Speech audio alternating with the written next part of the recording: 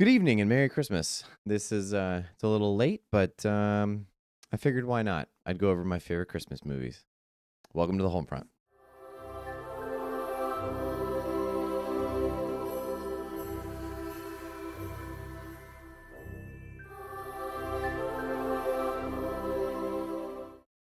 All right, so this is a little bit informal, and I'm not really sure how to go about this. I've done one other video where I was alone, and I do better with a sounding board. I also do better with someone to look at. Now I'm like looking at myself, and anyway, good evening. This is Christmas Day. I should have done this sooner, but I didn't. So here I am. Let's jump into it. So I chose my top three, which is almost impossible to choose. There's plenty of films, and I didn't want to go over all of them. So I'm gonna go over my top three, the ones that I appreciate watching every year as much as I can. I didn't have time to see all three of them, but I did watch two, well, one and a half this year. So we're gonna start with number one, The Man Who Invented Christmas, which is a fairly obscure film. Not many people that I know have seen it, but I'll go over the synopsis and then kind of my take on it, I guess, and then I'm going to go through the Rotten Tomato scores, and then I'll move on. So this is going to be a fairly short video, just three movies that I'm going to bring up and talk about a little bit, and then move on. Why not? So The Man Who Invented Christmas. It's about Charles Dickens and about how he wrote the famous Christmas story, Christmas Carol. If you guys have read it, if you haven't, I'd highly recommend picking it up. If you haven't seen it, I'd recommend the Muppets film, which is a great movie, by the way, or any of the iterations. I mean, there's plenty of them. Christmas Carol is a great story, incredible. But this one is about how Charles Dickens himself wrote A Christmas Carol, and I think it's fascinating. It's about how he lives with his family, his relationship with his father, and then how he comes about building the story at a time that apparently Christmas was starting to fade away from the minds and hearts of people. And so he kind of revitalized it back then in 1843 is the year.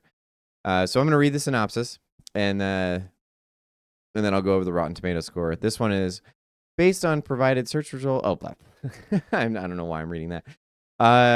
The film tells the story of Charles Dickens, who's played by Dan Stevens, journey to write A Christmas Carol in 1843. At the time, Dickens was struggling with a series of commercial flops, and his publisher had reduced his royalties.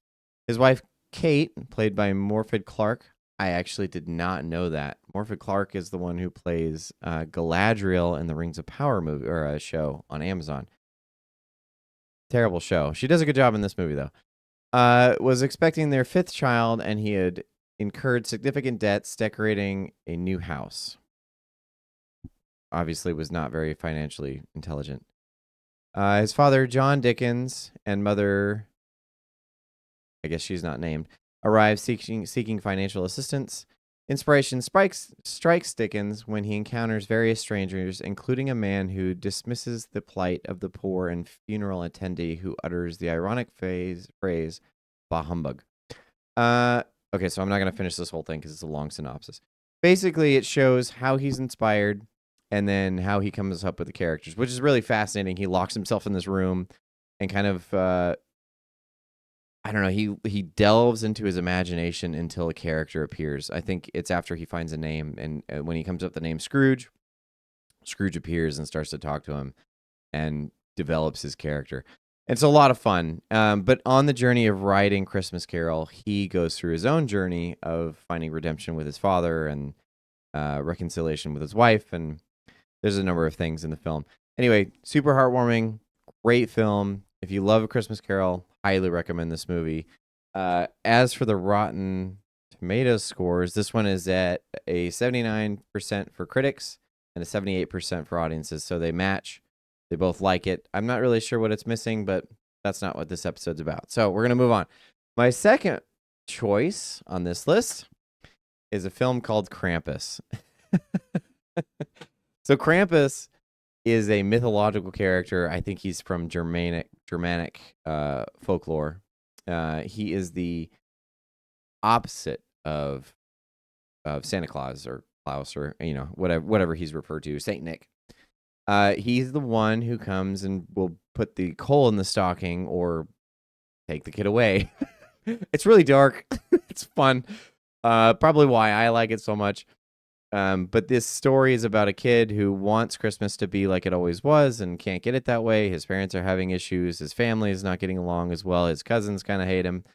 And so he writes this letter to Santa Claus about how he wishes things were as they used to be. He gets made fun of for the note before he's able to send it over to the North Pole, tears it up, throws it into the wind, and the North Wind brings Krampus.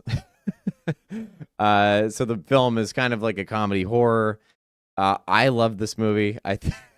It's not, it's not going to be as widely accepted a choice, but I love it. This is one of my top 3. So I'll read. I mean, I basically gave the synopsis, but the movie Krampus tells the story of a dysfunctional family who loses their Christmas spirit, unleashing the wrath of Krampus, the demonic force of ancient evil intent on punishing non-believers. I don't think I'm going to go into it any further because this film needs to be experienced. As for Rotten Tomato scores, let's see. Sorry, I'm reaching over to switch my view so I can see this browser. I don't have a producer. I'm not super professional or anything.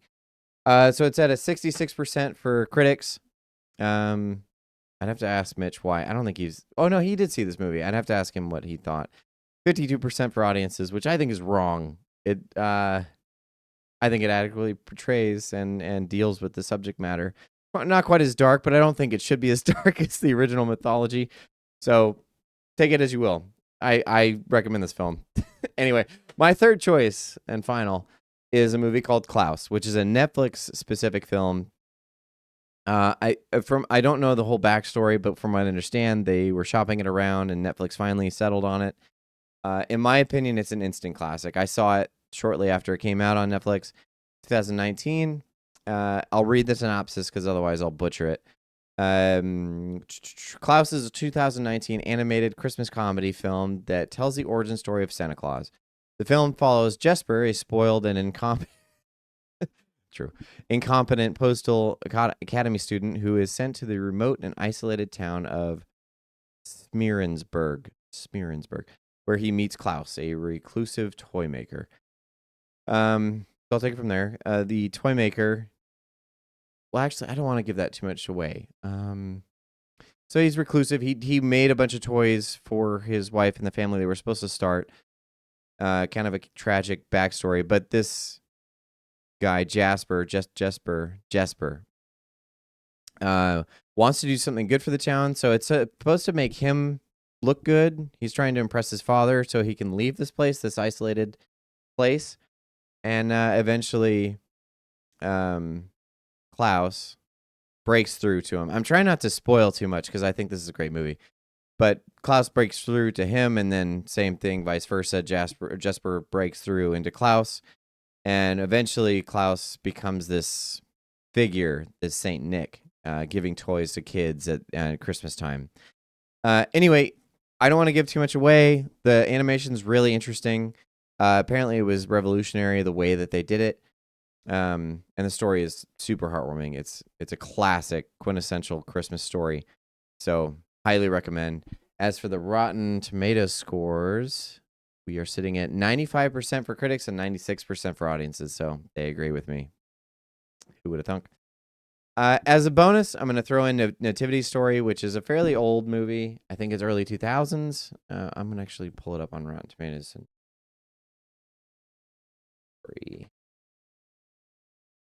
2006.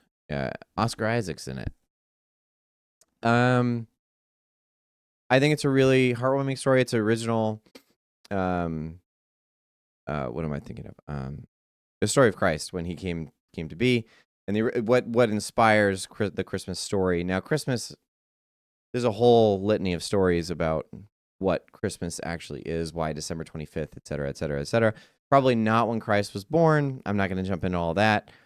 This movie is about the original Christ-centered story and how Mary brought him forth. And Oscar Isaac plays Joseph. It tells the story of the 3 wise men and their journey to bring the gifts and all that. So the critics think this is 37%. Audiences think this is 76%. I agree with the audiences, probably a little higher, honestly. It's a very charming movie, very well done, heartwarming as well. I highly recommend. Um, but I think I've gone far enough. This is about 10 minutes. I didn't really intend to go too much further than that. I know I've kind of just been like rambling on, but these are my top 3 for Christmas, with a bonus in there just because I thought it was worth it. And I'm filming this on Christmas. So I went to hang out with my family. I'll put a bunch of presents. We separated ways. I've been home cleaning and doing laundry and a bunch of adult things, which is not super in the Christmas spirit. And I've been watching Walking Dead as well. But I figured I would jump on and share kind of my thoughts. I'll probably just release this immediately. There's not much to say or do outside of that. I don't want to release it tomorrow because then it's too late. So anyway, I wanted to say Merry Christmas to everybody. Thank you guys for watching, whatever you've watched throughout the year. This HolmFront endeavor has been quite taxing, to say the least, but I've had a lot of fun with it. I'm nowhere near expert level. This has been a lot of work, but it's been a lot of fun as well. And Mitch has thought so, for his involvement. He's been diligently driving up to me to watch what I'm wanting to go over, and then sitting here and talking with me about it and recording and all that is involved with all that. So thank you guys for the time that you've put in with us, and I hope that you guys have had a Merry Christmas and Happy New Year coming up soon. So anyway, have a wonderful night. Thank you for watching.